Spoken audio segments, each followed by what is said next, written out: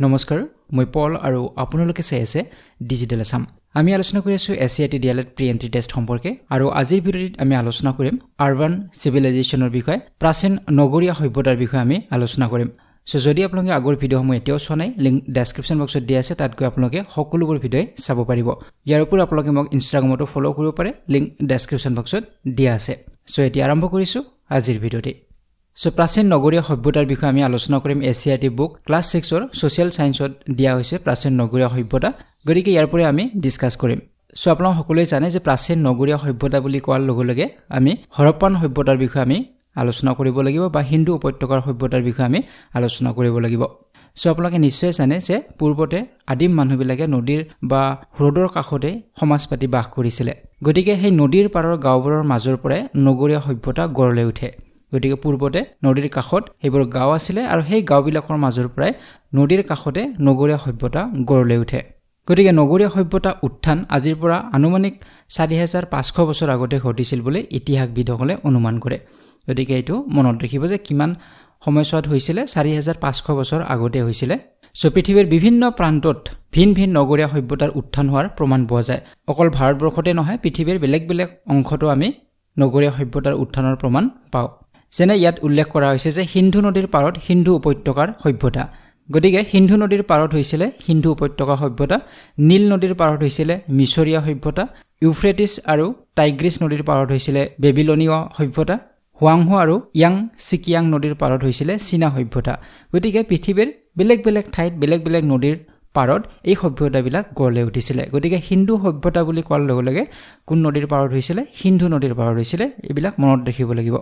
গতিকে গাঁওবিলাক যেনেদৰে নদীৰ পাৰত আছিল হ্ৰদৰ পাৰত আছিল ঠিক তেনেদৰে এই চহৰবিলাকো নদীৰ পাৰতে আছিল এই প্ৰাচীন সভ্যতাবিলাক নদীৰ পাৰতে গঢ় লৈ উঠিছিল ইয়াৰ কাৰণটো কি ইয়াৰ কাৰণবিলাক ইয়াত উল্লেখ কৰা হৈছে যে নদীৰ পাৰৰ মাটিবিলাক সাৰুৱা হয় আৰু মাটিবিলাক সাৰুৱা হয় বাবে তাত খেতি ভাল হয় কৃষি ভাল হয় গতিকে নদীৰ পাৰত প্ৰচুৰ পৰিমাণে ঘাঁহ বন গজিব হেহে পশুপালনৰ বাবে যথেষ্ট সুবিধা হ'ব যে সেই সময়ত পশুপালন কৰা হৈছিল গতিকে পশুপালনৰ বাবে ঘাঁহ লাগিব গতিকে ঘাঁহবিলাক নদীৰ পাৰত প্ৰচুৰ পৰিমাণে হয় কাৰণ মাটিবিলাক সাৰুৱা হয় গতিকে সেইটো এটা কাৰণ আছিল যে নদীৰ পাৰতে সভ্যতাবিলাক গঢ় লৈ উঠিছে ইয়াৰ উপৰি ইয়াত কোৱা হৈছে নদীবোৰৰ দ্বাৰা খেতিপথাৰত পানী যোগান ধৰা আৰু যাতায়াতৰ পৰ্যাপ্ত সুবিধা হৈছিল কাৰণ খেতিপথাৰত পানী যোগান ধৰিব লাগিব তো নদীৰ পৰা ডাইৰেক্টলি চেনেল খান্দি বা খাল খান্দি সেই পানীবিলাক লৈ যোৱা হৈছিল খেতি পথাৰলৈকে ইয়াৰ উপৰিও যাতায়াতৰ পৰ্যাপ্ত সুবিধা আছিল কাৰণ সেই সময়ত যাতায়াত বুলি ক'লে নাও বা জাহাজেই আছিল গতিকে তেওঁলোকৰ যাতায়াতৰ বাবে সুবিধা হৈছিল যেতিয়া নদীৰ পাৰত তেওঁলোকৰ গাঁওখন বা চহৰখন হ'ব তো এইবিলাক কাৰণ আছিল ইয়াৰ উপৰিও বেহা বেপাৰত সুবিধা হৈছিল কাৰণ সেই সময়ত যিমানবিলাক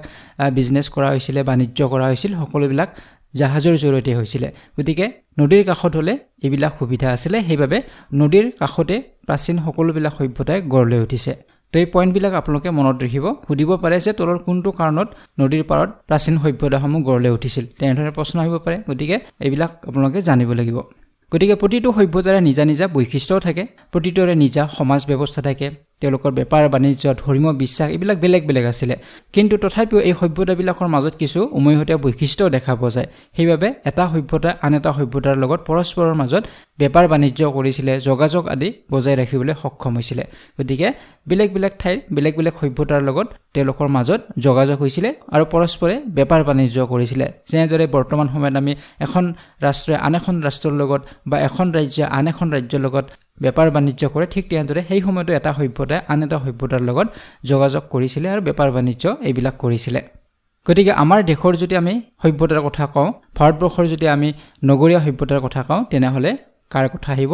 হিন্দু উপত্যকাৰ সভ্যতাৰ কথা আমি ক'ব লাগিব গতিকে হিন্দু উপত্যকাৰ সভ্যতাক ইতিহাসত হৰপ্পা সংস্কৃতি বুলিও কোৱা হয় এইটো আপোনালোকে মনত ৰাখিব হৰপ্পা সভ্যতা বা হৰপ্পা সংস্কৃতি হিন্দু উপত্যকাৰ সভ্যতা এইবিলাক একেই এতিয়া আপোনালোকে কাষত এখন মানচিত্ৰ দেখিছে এই মানচিত্ৰখনত বা মেপখনত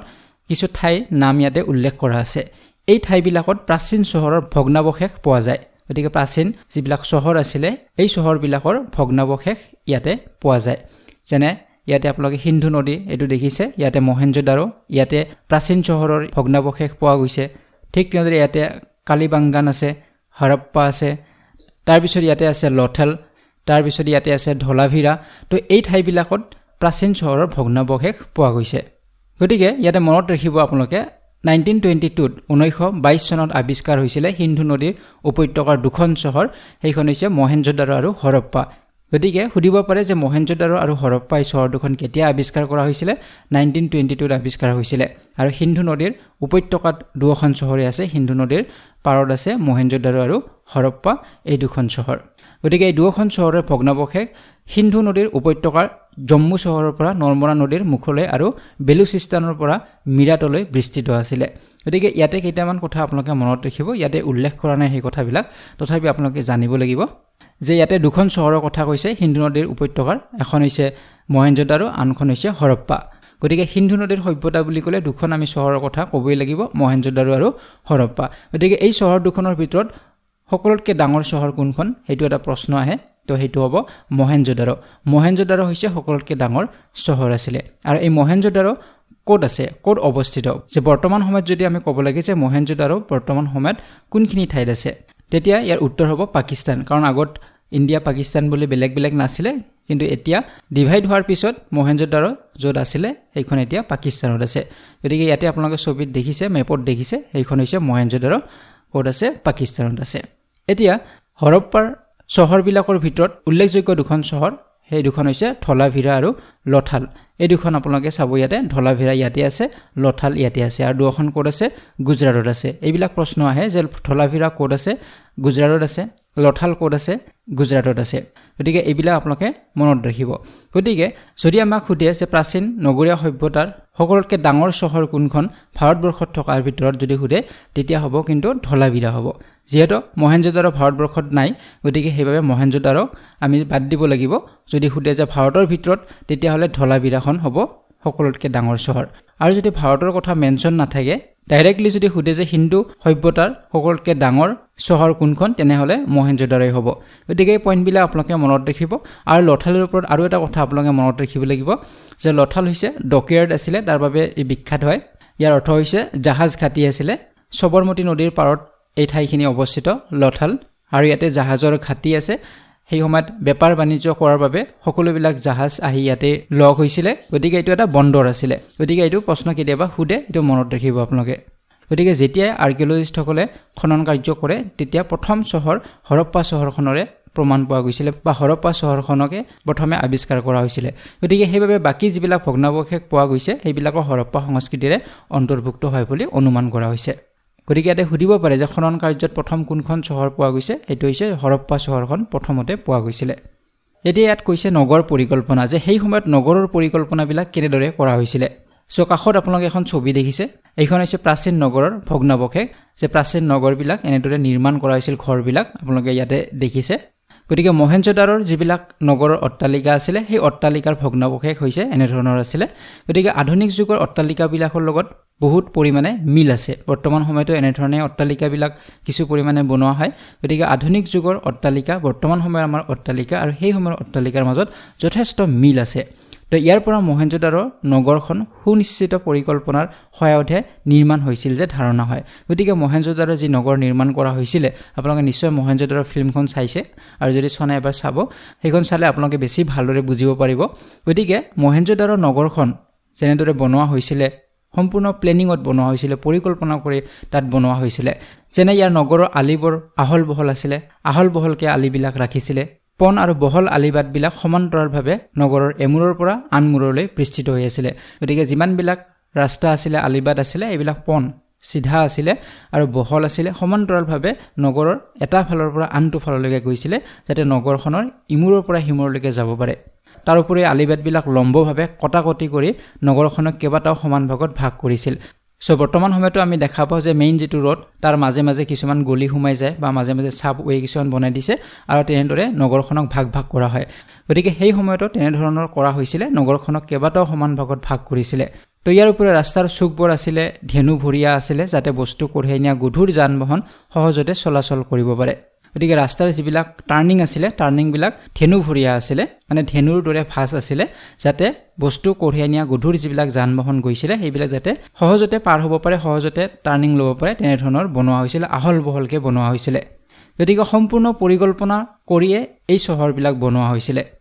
গতিকে ডাঙৰ ডাঙৰ আলিবাটবিলাকৰ কাষত দাঁতিত অট্টালিকাবিলাক আছিলে অট্টালিকাবিলাকে সভাবৰ্ধন কৰিছিলে বৰ্তমান যেনেদৰে আমি অট্টালিকা দেখা পাওঁ চহৰবিলাকত ডাঙৰ ডাঙৰ সেই সময়তো ডাঙৰ ডাঙৰ অট্টালিকা আছিলে আলিবাটবিলাকৰ কাষে কাষে তো ইয়াৰ উপৰিও ঘৰবিলাক কেনেদৰে বনাইছিল এইবিলাক মনত ৰাখিব এইবিলাক প্ৰশ্ন আহিব পাৰে যে সেই সময়ত ঘৰবিলাক কিহেৰে বনোৱা হৈছিলে ইটা আৰু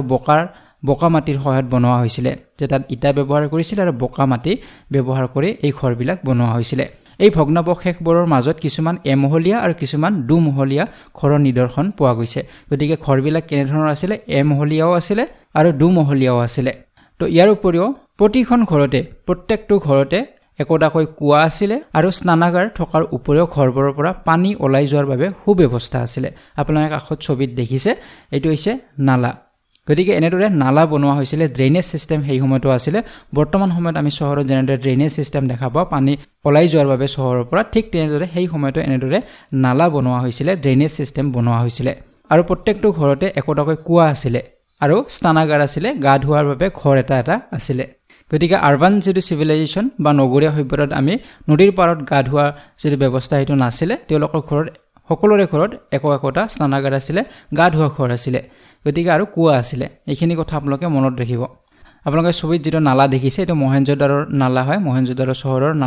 নালাবোৰত ঢাকনৰ ব্যৱস্থা আছিল আনকি বৰ্তমান সময়ত আমি যেনেদৰে চহৰত দেখা পাওঁ নালাবিলাকৰ ওপৰত ঢাকনি থাকে ঠিক তেনেদৰে ঢাকনৰ ব্যৱস্থা আছিল আৰু প্ৰতি ঘৰতে একোখন ডাঙৰ চোতাল আছিল প্ৰত্যেক ঘৰ মানুহৰ আগফালে একোখন ডাঙৰ ডাঙৰ চোতাল আছিলে তো ইয়াৰ পিছত ইয়াতে কোৱা হৈছে যে সেই সময়ত তিনি ধৰণৰ ঘৰ আছিলে ঘৰবিলাকক তিনিটা ভাগত ভাগ কৰা হৈছিলে প্ৰথমটো হৈছে সাধাৰণ মানুহ থকা ঘৰ দ্বিতীয়টো হৈছে ডাঙৰ অট্টালিকা আৰু তৃতীয়টো হৈছে গা ধোৱা ঘৰ গতিকে তিনি ধৰণৰ ঘৰ দেখা পোৱা গৈছিল সাধাৰণ মানুহবিলাকে থকা ঘৰ সাধাৰণ আছিলে আৰু ডাঙৰ ডাঙৰ মানুহবিলাকে থকা ডাঙৰ অট্টালিকা বৰ্তমান সময়ত যেনে ধৰণৰ হয় ঠিক তেনে ধৰণৰে আছিলে আৰু গা ধোৱা ঘৰ এটা আছিলে প্ৰতি ঘৰ মানুহৰ ঘৰত আছিলে গা ধোৱা ঘৰ সো মহেঞ্জোদাৰোত যিমানবিলাক ভগ্নাৱশেষ উদ্ধাৰ হৈছে বা আৱিষ্কাৰ হৈছে তাৰ ভিতৰত সকলোতকৈ উল্লেখযোগ্য আছিলে ৰাজহুৱা স্নানাগাৰটো এটা ৰাজহুৱা স্নানাগাৰ আছিলে এইটো কাষত আপোনালোকে ছবি দেখিছে মহেঞ্জোদাৰোৰ গা ধোৱা পুখুৰী এইটো ৰাজহুৱা এটা পুখুৰী আছিলে বৰ্তমান সময়ত আমাৰ যেনেদৰে সুইমিং পুল বনোৱা হয় ঠিক তেনেধৰণে এই ৰাজহুৱা গা ধোৱা পুখুৰীটো বনোৱা হৈছিল ইয়াক গ্ৰেট বাথ বুলি কোৱা হয় গতিকে কেতিয়াবা প্ৰশ্ন সোধে যে গ্ৰেট বাথ ক'ত অৱস্থিত আছিলে তো সেইটো হ'ব মহেঞ্জোদাৰো এইটো আপোনালোকে মনত ৰাখিব ৰাজহুৱা যিটো স্নানাগাৰ বা গা ধোৱা পুখুৰী এইটো ক'ত আছিলে মহেঞ্জোদাৰোত আছিলে মহেঞ্জোদাৰোত আৱিষ্কাৰ কৰা হৈছে গতিকে ইয়াৰ আকৃতিৰ কথা ইয়াতে কোৱা হৈছে চতুৰ্ভুজ আকৃতিৰ আছিলে আপোনালোকে ছবিত যদি দেখিছে ধৰিব পাৰিছে নিশ্চয় চাৰিটা ইয়াতে কোণ আছে চতুৰ্ভুজৰ নিচিনাই আছিলে যেনেদৰে আমাৰ সুইমিং পুলবিলাক বৰ্তমান সময়ত ঠিক তেনেধৰণৰ আছিলে চাৰিওফালে ইটাৰে গাঁঠি দিয়া হৈছে গতিকে এই পুখুৰীটোৰ যিবিলাক লেতেৰা পানী গা ধোৱাৰ পিছত পানীবিলাক লেতেৰা হৈ যায় লেতেৰা পানীবিলাক বাহিৰলৈ ওলাই যোৱাৰ বাবে আউটলেটৰ ছিষ্টেম আছিলে বাহিৰত ওলাই গৈছিলে আৰু নতুনকৈ যাতে তাত পানী দিব পাৰে তাৰ বাবে ওচৰতে এটা কুঁৱাৰ ব্যৱস্থা আছিলে গতিকে বৰ্তমান সময়ত আমি যেনেদৰে দেখা পাওঁ সুইমিং পুলবিলাকত যে লেতেৰা পানীবিলাক বাহিৰত ওলাই যাব পাৰে আৰু নতুনকৈ পানী মটৰৰ জৰিয়তে দিয়া হয় কিন্তু সেই সময়ত মটৰৰ ব্যৱস্থা নাছিলে সেই সময়ত কুঁৱাৰ ব্যৱস্থা আছিলে ওচৰতে এটা কুঁৱাৰ ব্যৱস্থা কৰি থোৱা হৈছিলে আৰু এই জলভাণ্ডাৰলৈ নামি যাবৰ বাবে গতিকে পুখুৰীটোত যদি নামি যাব লাগে নামি যোৱাৰ বাবে খটখটিৰ ব্যৱস্থা কৰি দিয়া হৈছিলে গতিকে বৰ্তমান সময়তো আমি দেখা পাওঁ সুইমিং পুলবিলাকত খটখটিৰ দৰে বনাই দিয়া হয় সেই চিৰিৰে নামি সুইমিং পুলত নামিব লাগে ঠিক তেনেদৰে সেই সময়তো এই গা ধোৱা পুখুৰীৰ খটখটিৰ ব্যৱস্থা আছিলে আৰু কাপোৰ সলাবৰ বাবে কাষত সৰু সৰু কোঠালিও আছিলে আপোনালোকে যদি দেখা পায় চাৰিটা কোণৰ কাষেৰে সৰু সৰু কোঠালি কিছুমান বনোৱা হৈছে এইবিলাকত কাপোৰ সলাবলৈ কোঠালিবিলাক নিৰ্মাণ কৰা হৈছিলে গতিকে মহেঞ্জোদাৰো বা হৰপ্পা এই দুয়োখন চহৰতে ঘৰ স্নানাগাৰ এইবিলাকতো আছিলে তাৰ উপৰিও কেইটামান ডাঙৰ ভঁৰাল ঘৰৰো ভগ্নাৱশেষ পোৱা গৈছে যে তাত ডাঙৰ ডাঙৰ কেইটামান ভঁৰাল আছিলে আৰু সেই ভঁৰালবিলাকত কি ৰখা হৈছিলে যে ওচৰৰ গাঁওবিলাকৰ পৰা সংগ্ৰহ কৰা শস্যবিলাক তাত জমা কৰি ৰখা হৈছিলে গতিকে তেওঁলোকে যিবিলাক খেতি কৰিছিলে সেই খেতি কৰা শস্যবিলাক জমা কৰি থোৱাৰ বাবে সংগ্ৰহ কৰি থোৱাৰ বাবে ডাঙৰ ডাঙৰ ভঁৰাল নিৰ্মাণ কৰা হৈছিলে গতিকে হৰপ্পা সংস্কৃতি যিহেতু নদীৰ উপত্যকাৰ কাষত গঢ় লৈ উঠিছে আমি অলপ আগতে পালোৱে যে নদীৰ কাষত গঢ় লৈ উঠিছে হৰপ্পা সংস্কৃতি গতিকে সেইবাবে ইয়াৰ অৰ্থনৈতিক যিটো ভেটি এইটো কৃষি বুলি অনুমান কৰা হৈছিলে তেওঁলোকৰ অৰ্থনীতিটো কেনেদৰে চলিছিল কৃষিভিত্তিক আছিলে কৃষিৰ ওপৰতে নিৰ্ভৰ কৰিছিলে যিহেতু নদীৰ কাষত আছিলে গতিকে তাত সাৰুৱা মাটি খেতি কৰে তেওঁলোকে পশুধন পালন কৰে তেনেদৰে তেওঁলোকৰ অৰ্থনীতিটো চলিছিলে হৰপ্পা সংস্কৃতিৰ গতিকে এইটোও প্ৰশ্ন সুধিব পাৰে যে হৰপ্পা সংস্কৃতিৰ অৰ্থনীতিটো কেনেদৰে চলিছিলে বা কি আছিলে সেইটো হ'ব কৃষি আছিল বুলি অনুমান কৰা হৈছে গতিকে তেওঁলোকে বিভিন্ন ফল-মূল গাখীৰ আদিৰ বাহিৰেও ধান মাহ বাৰ্লি তিল আদি শস্য উৎপাদন কৰি খাইছিল গতিকে তেওঁলোকে কি শস্য উৎপাদন কৰিছিল এইবিলাক মনত ৰাখিব লাগিব ধান মাহ বাৰ্লি তিল এইবিলাক শস্য তেওঁলোকে উৎপাদন কৰিছিল তাৰ উপৰিও ফল-মূল গাখীৰ আদি এইবিলাকো তেওঁলোকে খাইছিল তো ইয়াৰ উপৰিও গোটেই উপত্যকাতে গৰু ভেড়া গাহৰি কুকুৰা ঘৰিয়াল আৰু কাছৰ মাংস খোৱাৰ প্ৰথা আছিল বুলি অনুমান কৰা হৈছিল গতিকে তেওঁলোকে গোটেই উপত্যকাটো গোটেই হিন্দু উপত্যকাত তেওঁলোকে গৰু ভেড়া গাহৰি কুকুৰা ঘৰিয়াল কাছৰ মাংস এইবিলাক সকলো খাইছিল বুলি প্ৰমাণ পোৱা গৈছে সো কিছুমান বৰশী আৱিষ্কাৰ হোৱালৈ চাই হিন্দু উপত্যকাৰ সভ্যতাত মাছ ধৰা প্ৰথাৰ প্ৰচলন থকা যেন অনুমান হয় গতিকে কিছুমান এনে ধৰণৰ বৰশী তাত পোৱা গৈছে আৰ্কিঅলজিষ্টসকলে পাইছে গতিকে তাৰ পৰা অনুমান কৰিছে যে হয়তো সেই সময়ত মাছ ধৰিও খাইছিল গতিকে এইটো অনুমান কৰা হৈছে গতিকে এই পইণ্টবিলাক আপোনালোকে মনত ৰাখিব যিকোনো এক্সামতে এইবিলাক ইম্পৰ্টেণ্ট হয় সিটেট এক্সামতো এইবিলাক ইম্পৰ্টেণ্ট হয় সো সিটেটৰ বাবে এনচিইআৰটি টেক্সটবিলাকো আলোচনা কৰিছিলোঁ মই গতিকে তাতো এইবিলাক কথা আছিলে সো বেছি ডাঙৰ লেভেলৰ এক্সাম দিব গ'লে আপোনালোকে এনচিইআৰটি পঢ়িব লাগিব কাৰণ এনচিইআৰটিত আৰু বেছি ডিটেইলছত দিয়া থাকে কথাবিলাক ইয়াতে আপোনালোকে যিমান পাইছে এনচিইআৰটি টেক্সটত ইয়াতকৈ আৰু বেছি ডিটেইলছত থাকে তো ইয়াৰ পিছত আহিছোঁ যে খনন কাৰ্যত উদ্ধাৰ হোৱা শিলত কটা মূৰ্তিৰ পোছাকসমূহৰ পৰা অনুমান কৰা হয় যে মানুহে সাজ পোছাক হিচাপে দুখন কাপোৰ ব্যৱহাৰ কৰিছিল যে যিবিলাক শিলত কটা মূৰ্তি সেই সময়ৰ উদ্ধাৰ কৰা হৈছে মাটি খান্দাৰ পিছত এই মূৰ্তিবিলাক পোৱা গৈছিল গতিকে এই শিলত কটা মূৰ্তি কাষত আপোনালোকে ছবি দেখিছে তো এই মূৰ্তিবিলাকৰ পৰা অনুমান কৰা হৈছে যে সেই সময়ত দুখন কাপোৰে ব্যৱহাৰ কৰা হৈছিল মানুহে দুখন কাপোৰ পিন্ধিছিল এখন গাৰ ওপৰত আছিল এখন চাদৰ লৈছিল গাৰ ওপৰত আৰু তলত আজিকালি যেনেদৰে ধুতি পিন্ধে ঠিক তেনেদৰে ধুতিৰ নিচিনা এবিধ বস্ত্ৰ পৰিধান কৰিছিল গতিকে এইটো মনত ৰাখিব আৰু কিছু বেজি বুটাম এইবিলাকো পোৱা গৈছে গতিকে তাৰ পৰা ধৰিব পাৰি বা জানিব পাৰি যে সেই সময়ত হয়তো চিলাই বিদ্যাও মানুহে ভালদৰে জানিছিল আজিকালি যেনেদৰে অলংকাৰৰ প্ৰতি মোহ আছে অৰ্নামেণ্টছৰ প্ৰতি মোহ আছে ঠিক তেনেদৰে সেই সময়তো আছিল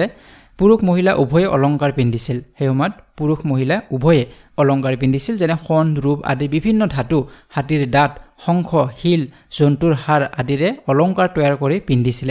গতিকে সোণ ৰূপৰ উপৰিও বিভিন্ন ধাতু তাৰ উপৰিও হাতীৰ দাঁতৰ অলংকাৰ পিন্ধিছিল শংখৰ পিন্ধিছিল শিলৰ পিন্ধিছিল জন্তুৰ হাড়ৰ এইবিলাকৰে তেওঁলোকে অলংকাৰবিলাক নিৰ্মাণ কৰিছিল ইয়াৰ উপৰিও আঙুঠি খাৰু ডিঙিৰ হাড় কাণফুলি আদি প্ৰধান অলংকাৰ আছিল গতিকে সেই সময়ৰ প্ৰধান অলংকাৰ কি আছিল মনত ৰাখিব আঙুঠি আছিল খাৰু আছিল ডিঙিৰ হাড় আছিল কাণফুল আছিল এতিয়া ধৰ্মীয় বিশ্বাস যে ধৰ্মীয় বিশ্বাস সেই সময়ত কেনেধৰণৰ আছিল বৰ্তমানৰ দৰে ধৰ্মীয় বিশ্বাস আছিল নে কিবা বেলেগ আছিল তো তলত তিনিখন চিত্ৰ দিয়া হৈছে আপোনালোকে দেখিছে এই চিত্ৰ তিনিখনৰ পৰাই গম পোৱা যায় যে সেই সময়ত ধৰ্মীয় বিশ্বাস কেনেধৰণৰ আছিল সো চিত্ৰ 1 ক নম্বৰ যিখন চিত্ৰ ইয়াত আপোনালোকে দেখিছে যে শিলত খোদিত ছবিত এজন ব্যক্তিৰ মূৰত এজন ব্যক্তি আছে শিলত খোদিত এখন ছবি ব্যক্তিৰ মূৰত ষাঁড় গৰুৰ শিং দিয়া হৈছে আৰু ইয়াৰ চাৰিওফালে জীৱ-জন্তু দেখা পোৱা গৈছে গতিকে এই ব্যক্তিজন হয়তো সেই সময়ৰ মানুহৰ বাবে ভগৱান স্বৰূপ আছিল গতিকে হয়তো এই ব্যক্তিজনক সেই সময়ৰ মানুহে পূজা অৰ্চনা কৰিছিল সেইটো অনুমান কৰা হৈছে ঠিক তেনেদৰে যদি আমি দ্বিতীয়খন ছবি চাওঁ খ নম্বৰ ছবিখন গতিকে এই ছবিখনৰ আমি কি দেখিছোঁ আহতৰ পাত দেখিছোঁ আৰু সাপৰ ছবি দেখিছোঁ গতিকে ইয়াৰ পৰা এইটোৱে গম পোৱা যায় যে সেই সময়ত হয়তো গছ আৰু সাপকো মানুহে পূজা কৰিছিল এইটো অনুমান কৰা হয় ঠিক তেনেদৰে যদি গ নম্বৰত চাওঁ গ নম্বৰত মাতৃদেৱীক পূজা কৰাৰ কথা বুজাইছে কাৰণ গ নম্বৰ যিখন ছবি এগৰাকী মাতৃ বা মহিলাৰ এখন ছবি হয় বা এটা মূৰ্তি হয় গতিকে ইয়াৰ পৰা এইটোৱে অনুমান কৰা হয় যে সেই সময়ত হয়তো মাতৃদেৱীকো পূজা কৰা হৈছিল আৰু ইয়াত এটা ইণ্টাৰেষ্টিং কথা হৈছে এই সময়ছোৱাত কোনো ধৰণৰ মন্দিৰৰ অস্তিত্ব পোৱা নাই যেনেদৰে মিডিয়েভেল পিৰিয়ডত আমি বিভিন্ন ধৰণৰ মন্দিৰৰ কথা পোৱা যায় যে শিৱ মন্দিৰৰ কথা পোৱা যায় এনেধৰণৰ মন্দিৰবিলাকৰ কথা পোৱা যায় কিন্তু এই সময়ছোৱাত বা হিন্দু উপত্যকাৰ সভ্যতাত কোনো ধৰণৰ মন্দিৰ আছিল বুলি এতিয়ালৈকে প্ৰমাণ পোৱা নাই গতিকে সেইবাবে আমি ইয়াতে কোনো দেৱ-দেৱীৰ কথা আমি ইয়াতে পোৱা নাই হয়তো গছক পূজা কৰিছিল হয়তো সাপক পূজা কৰিছিল হয়তো কোনোবা এজন ব্যক্তিক পূজা কৰিছিল এনেধৰণে জানিব পৰা গৈছে কিন্তু কোনোবা ভগৱানক পূজা কৰিছিল শিৱক পূজা কৰিছিল বা বিষ্ণুক পূজা কৰিছিল এনেধৰণৰ তথ্য পোৱা হোৱা নাই সো এতিয়া আহিছো জীৱিকা সম্পৰ্কে যে সেই সময়ত কেনেধৰণৰ জীৱিকা আছিল মানুহবিলাকে কি কৰি খাইছিল সো হৰপ্পা সংস্কৃতিৰ সৰভাগ মানুহে কৃষি কৰ্ম কৰি জীৱন নিৰ্বাহ কৰিছিল আমি অলপ আগতে পালোৱে যে সেই যিহেতু নদীৰ পাৰত তেওঁলোকে বাস কৰিছিল গতিকে সেই সময়ত মানুহসকলে কৃষি জীৱী আছিল বা কৃষি কৰ্মই কৰিছিল তো সেই সময়ত কৃষকসকলে কি খেতি কৰিছিল এইবিলাক মনত ৰাখিব ঘেঁহু বাৰ্লি মটৰ মাহ আদিৰ উপৰিও সৰিয়হ কপাহ আদিৰ খেতি কৰিছিল গতিকে সুধিব পাৰে যে তলৰ কোনটো শস্য হৰপ্পান সভ্যতাত আমি দেখা পাওঁ এনেধৰণৰ সুধিব পাৰে তো তাত কিবা অপচন থাকিব গতিকে মনত ৰাখিব লাগিব ঘেঁহুৰ খেতি কৰিছিল বাৰ্লি কৰিছিল মটৰ মাহ সৰিয়হ কপাহ এইবিলাক খেতি কৰিছিল আৰু হৰপ্পা সংস্কৃতিৰ মানুহে পোনপ্ৰথম কপাহ খেতি কৰিছিল বুলি ধাৰণা কৰা হয় গতিকে হৰপ্পান সংস্কৃতিৰ মানুহে পোনপ্ৰথমে কি খেতি কৰিছিল সুধিব পাৰে কপাহ খেতি কৰিছিলে সেই সময়ৰ বহুতে আকৌ পশুপালনো কৰিছিলে তেওঁলোকৰ জীৱিকা হিচাপে পশুপালনে আছিলে যেনে গৰু মহ ছাগলী ভেড়া গাহৰি আদি পালন কৰিছিলে কুকুৰ আৰু মেকুৰীও পুহিছিলে তদুপৰি বস্তু কঢ়িয়াবলৈ উট আৰু গাধ ৰাখিছিলে ঘোঁৰাৰ ব্যৱহাৰ বহুত কম আছিলে সেই সময়ত হাতী বলদ গড় আদি প্ৰাণীক হৰপ্পা সভ্যতাৰ মানুহে প্ৰাধান্য দিছিলে গতিকে হৰপ্পা সভ্যতাৰ মানুহে প্ৰাধান্য দিয়া প্ৰাণীবিলাক আছিলে হাতীক প্ৰাধান্য দিছিলে বলদ আৰু গড় এইকেইটা প্ৰাণীক বেছি প্ৰাধান্য দিছিলে গতিকে ইয়াতে মনত ৰাখিব লাগিব যে ঘোঁৰাৰ ব্যৱহাৰ সেই সময়ত হোৱা নাছিলে বা কম হৈছিলে গতিকে সুধিব পাৰে এইবিলাক প্ৰশ্ন তো ইয়াৰ উপৰিও কিছুমান লোকে ঘৰ সাজে বৰ্তমান সময়ত যেনেদৰে মিস্ত্ৰী কাম কৰে ঘৰ বনোৱা কাম কৰিও জীৱন নিৰ্বাহ কৰে সেই সময়তো তেনেধৰণৰ আছিলে কিছুমান মানুহ ঘৰ সাজি ইটা আদি তৈয়াৰ কৰে বাচন বৰ্তন বনায় অলংকাৰ বনায় কাপোৰ বয় এইবিলাক কৰিও জীৱন নিৰ্বাহ কৰিছিলে অৰ্থাৎ সেই সময়ত কৃষক আৰু পশুপালনৰ উপৰি কুমাৰ কাৰিকৰ বণিক বাঢ়ৈ শিপিনী আদি শ্ৰেণীৰ লোকো আছিলে এনেধৰণৰ নহয় যে সকলোবিলাক মানুহে খেতিয়ে কৰিছিলে সকলোবিলাকে পশুপালনে কৰিছিল তেনেধৰণৰ নহয় কিছু ব্যক্তিয়ে ঘৰ সাজিছিল কিছু ব্যক্তিয়ে ইটা বনাইছিলে কিছুমানে বাচন বৰ্তন বনাইছে কোনোবাই অলংকাৰ বনাইছে কোনোবাই কাপোৰ বৈছে গতিকে এই সকলোবিলাক কামে সেই সময়তো হৈছিলে বৰ্তমান সময়ৰ নিচিনা তো ইয়াৰ পিছত কৈছে বেপাৰ বাণিজ্য যে সেই সময়ত কি বেপাৰ বাণিজ্য কৰা হৈছিলে হৰপ্পাৰ বেপাৰ বাণিজ্য কৰা লোকসকলে কেঁচা সামগ্ৰী বিশেষকৈ ধাতু বিভিন্ন ধৰণৰ মণি আদি আন ঠাইলৈ ৰপ্তানি কৰিছিল গতিকে সেই সময়ত বেপাৰ বাণিজ্য কি বস্তু হৈছিল কিছু কেঁচা সামগ্ৰী বিশেষকৈ ধাতুৰ হৈছিলে বিভিন্ন ধৰণৰ মণি মুকুতা এইবিলাক সাগৰৰ পাৰত নদীৰ পাৰত পোৱা গৈছিলে তো সেইবিলাকৰ হৈছিলে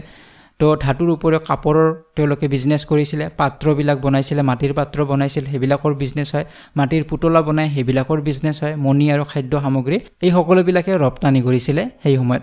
সো হৰপ্পা সভ্যতাত ব্যৱহৃত মহৰ মণি আদি মেছ'পটেমিয়াত পোৱা গৈছে গতিকে এইটো এটা প্ৰশ্ন আহিব পাৰে যে হৰপ্পা সভ্যতাত খুব ব্যৱহাৰ কৰা হৈছিলে মহৰ মানে চিল বুলি আমি যি কওঁ তো এই চিল কোন সভ্যতাত পোৱা যায় এনেধৰণৰ প্ৰশ্ন এটা আহিব পাৰে তো হৰপ্পা সভ্যতাত পোৱা গৈছিলে চিল যথেষ্ট ইয়াক ব্যৱহাৰ কৰা হৈছিলে আৰু চিল আৰু মণি এইবিলাক ক'ত পোৱা গৈছিলে মেছ'পটেমিয়াত পোৱা গৈছে গতিকে যেতিয়া আমাৰ আৰ্কিঅলজিষ্টসকলে এই তথ্যবিলাক উদ্ধাৰ কৰিছিল তেতিয়া মহৰ কিছু পাইছিলে কিছুমান মণি পাইছিলে যিবিলাক হৰপ্পা সভ্যতাত আছিলে কিন্তু এইবিলাক ক'ত পোৱা গৈছিলে মেছ'পটেমিয়াত পোৱা গৈছিলে ইয়াৰ পৰা এইটোৱে ধৰিব পাৰি যে তেওঁলোকৰ মাজত বাণিজ্য হৈছিলে বিজনেছ হৈছিলে আৰু হয়তো সেই বিজনেছৰ বাবে এই মহৰ বা মণিবিলাক মেছ'পটেমিয়াত গৈছিলে আৰু তাত পোৱা গৈছে আৰু যিমানবিলাক বেপাৰ বাণিজ্য হৈছিল সকলোবিলাক নাওৰেই হৈছিলে সো মেছ'পটেমিয়া ক'ত আছে মেছ'পটেমিয়া আমি বৰ্তমান সময়ত ইৰাক হিচাপে জানো যে ইৰাকৰ কথা আপোনালোকে জানে তো ইৰাক সেই সময়ত মেছ'পটেমিয়া আছিলে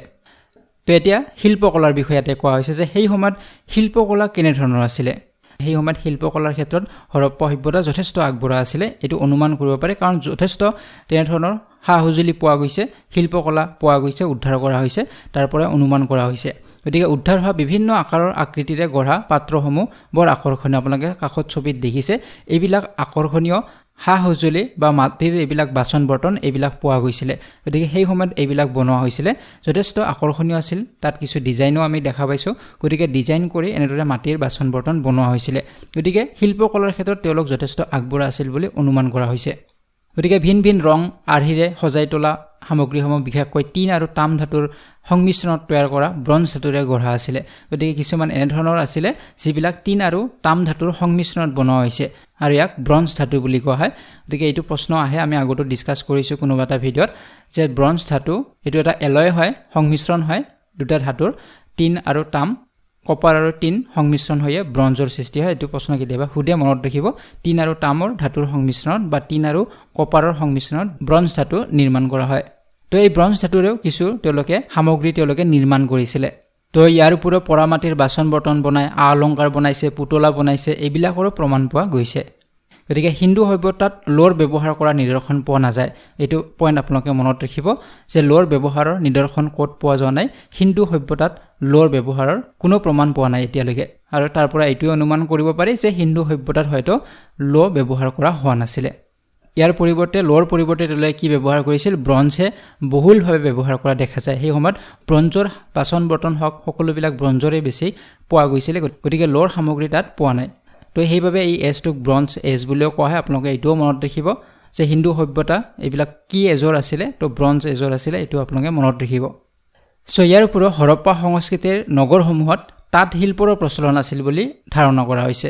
যে হৰপ্পা সংস্কৃতিৰ যিবিলাক নগৰ চহৰবিলাকত তাঁত শিল্পৰ প্ৰচলন আছিলে শিপিনীও তাত আছিলে শিপিনীসকলে কপাহৰ উপৰি ঊলৰ কাপোৰ বনাইছিলে গতিকে সেই সময়ত নাও বনাইছিলে নাও বনোৱাটো এটা শিল্প এটা আছিলে ঠিক তেনেদৰে মহৰ তৈয়াৰ কৰিছিল মহৰ মানে চিল তেওঁলোকে বনাইছিলে তো এইটো এটা মুখ্য শিল্প আছিলে সেই সময়ত অলংকাৰ বনোৱা এইটো এটা মুখ্য শিল্পই আছিলে তো কাষত এখন ছবি দেখিছে এইবিলাক হৈছে মাটিৰ পুতলা এনেধৰণৰ মাটিৰ পুতলা সেই সময়ত বনোৱা হৈছিলে ইয়াৰ উপৰি এটা মন কৰিবলৈ কথাটো হৈছে হিন্দু উপত্যকাত 2000তকৈও অধিক শিল আৰু মাটিৰ মোহৰ পোৱা গৈছে গতিকে হিন্দু উপত্যকাত উদ্ধাৰ কৰা হৈছে 2000তকৈও বেছি শিল আৰু মাটিৰ মোহৰ তেওঁলোকে উদ্ধাৰ কৰিছে গতিকে মাটিৰ পৰা তেওঁলোকে মোহৰবিলাক চিলবিলাক বনাইছিলে আকৃতি কেনে ধৰণৰ আছিল সেইটো মনত ৰাখিব চাৰিকোণীয়া আছিল